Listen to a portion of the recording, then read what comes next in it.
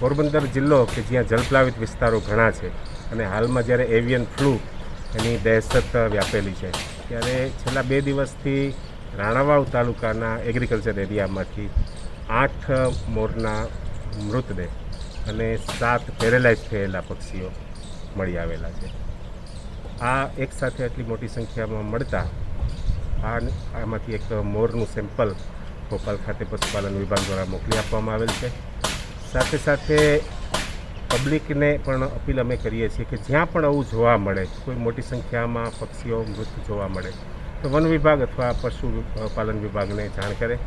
પોરબંદરના જે જલપ્લાવિત વિસ્તારો છે એમાં વન વિભાગની અલગ અલગ ટીમો બનાવી દરેક વેટલેન્ડ ઉપર રોજ સર્વે થાય અને માટે તકેદારી અત્યારે રાખવામાં આવે છે. અને જે જીવંત 7 બર્ડ્સ છે, પીકોક છે, એની અત્યારે સારવાર કરી રહ્યા છે.